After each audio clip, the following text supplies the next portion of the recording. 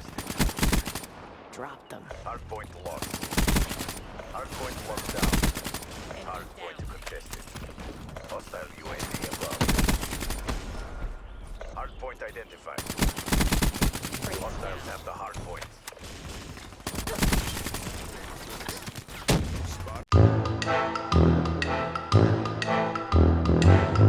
Hello everybody, this is 40 Splish Splash, and today we're gonna check out the 4 new multiplayer maps and also the new zombie map that is in the new DLC for Black Ops 3 called Eclipse.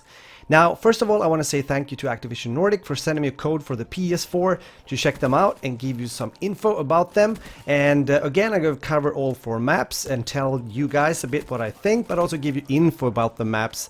And towards the end, we're also going to check out the new zombie map. So it's all in here, you just have to sit back and relax, and I will do the work for you. Okay, let's start.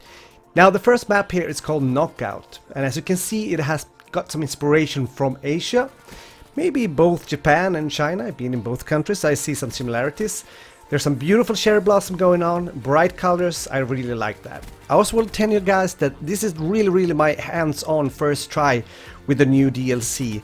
All the gameplay you now see from the different maps is my first time in the game, so to speak, when it comes to the new maps. I really wanted it to be like that, so I get a fresh impression to share with you and also tell you a bit about what Treyarch has, been thinking when they've done the maps for you guys. This definitely takes place in Asia, although when I read the words of Treyarch, I see that they did think of China, maybe China alone, because this is housed in a traditional Shaolin Temple with a retro twist. Knockout, I think I get the picture here, sets the stage for a Kung Fu tournament, therefore the title. And this mid-sized map showcases a sharp contrast between the mid-range engagements of the traditional exterior architecture and the tight close quarters of an eclectic 1970s styled interior. Oh my god, that was a lot of hard words to pronounce, and yeah, but I think I get the picture and see what they mean, because when you turn left and get into the place of the hard point, it's actually like going into a 70s disco in a way, at least Chinese 70s disco. And by the way, I get a really nice streak here. I'm able to keep off the enemies from the hard point, even though this is a very close game, and if I remember it right, we do lose. But that doesn't matter, we have work to do. Moving on.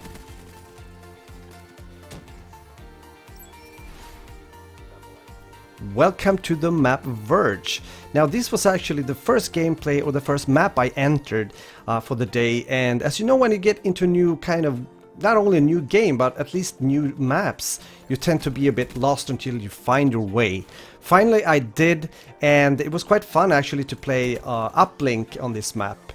Again, let me know also if you have played the maps already and what you think, and also if you think it works well with different game modes, because it's really hard with the map design sometimes, when it's gonna fit both, as here, uplink and domination, kill confirmed and so forth. It's hard. I played domination as well on this map. It worked also good, I think, although B very often tends to get like a choke point on some of the maps, and same here. It's quite linear in the middle, so there will be a lot of people that are gathering there. As you can see, I am trying to find out actually on the minimap where the enemy is, and actually yes, I find him. There, here we go.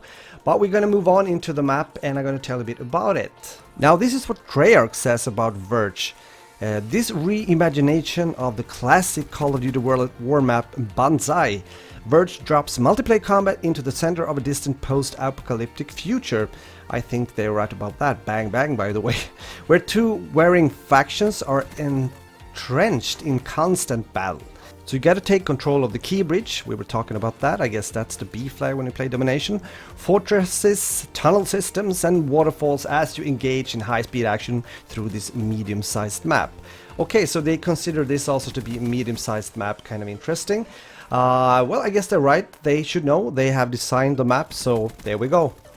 The colors are pretty bright on this map as well. The sun is shining, but we also have the chance to go underneath the surface as we're doing here. And again, I think the difference here between this DLC again compared to the former Awakening is that the colors in general are quite bright, and I like that. But we have to move on. Let's do it. So here we are at the Spire. And ladies and gentlemen, it's time to get as far as I could see a bit above the surface again, almost as they did with the former Hijack, meaning Skyjack, in the Awakening DLC.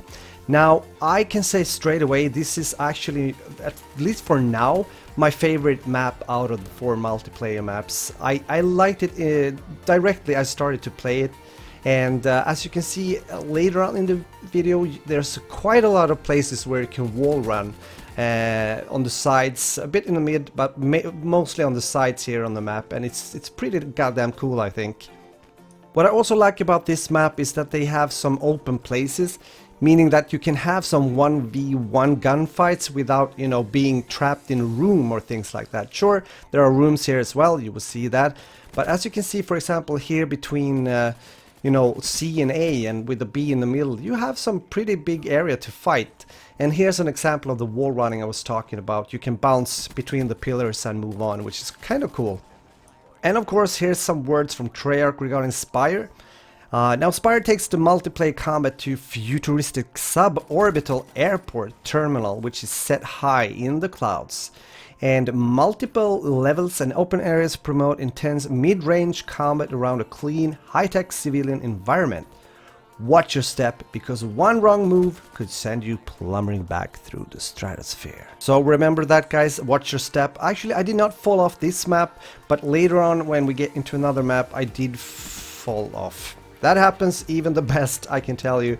But again, this is a map I really liked. Again, I think I like the other maps as well, but this was, at least for now, I guess my favorite map out of the 4.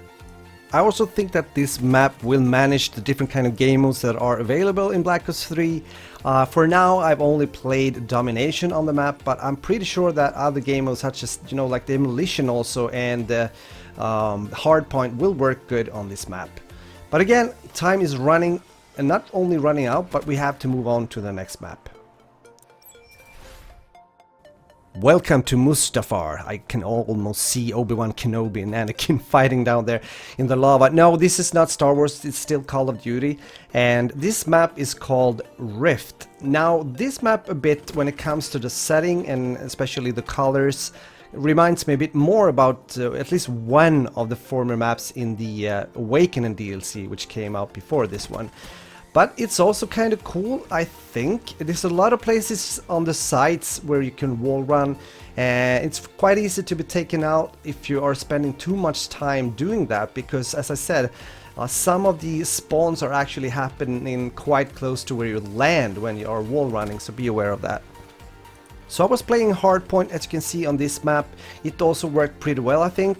There were at some points, you know, in some close quarter rooms, it was kind of hilarious because, you know, when people start to throw nades and things like that. But overall, I think it worked pretty well. I guess I have to play some more, and it's going to be interesting to see how Domination works also on this map. And here's what Treyarch says themselves about Rift. Head to the core of harsh futuristic military complex set high above an active caldera. Rift funnels and forces tight, intense engagements where the only way through is forward. Utilize the unique core movement opportunities to outsmart and outplay enemies as you traverse the suspended rail system. Well, I guess that was you know what I was talking about, that there's quite a lot of places where you actually can wall run for quite some times, especially on the sides of the map. And yes, I also see why they say moving forward, because the map is very straightforward on, you know, like from both ends. And you are quite vulnerable in some places here in the middle, as you can see, so I guess that's a good thing to have in mind while playing the map. Before we get into the last map, which is the new zombie map, I again wanted to say that so far, regarding my first impressions playing the new maps of Eclipse, I think it's enjoyable. I've had fun so far. Again, I think this, I'm putting out my shin a bit here, but I do think that Eclipse is actually a better DLC than The Awakening. Let me know what you guys think if you have played Black Ops 3 and know what I'm talking about. And also, even though you don't, it's always interesting to hear what other gamers think about, you know, like new maps in a game when they are watching for like the first time. And with that said, close game here regarding the hardpoint. You can see the points counting down there. We are moving on, and we're going to check out the zombie map called Setsubu no Shima. Okay guys, here we go.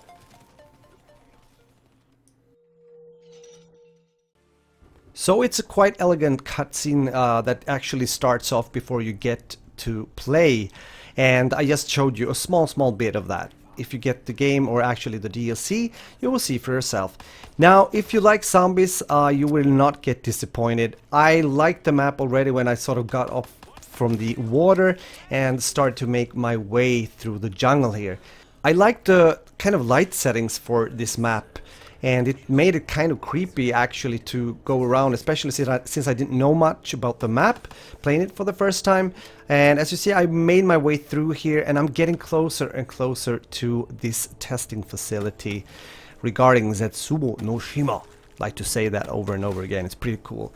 So this is again the words from Treyarch regarding this.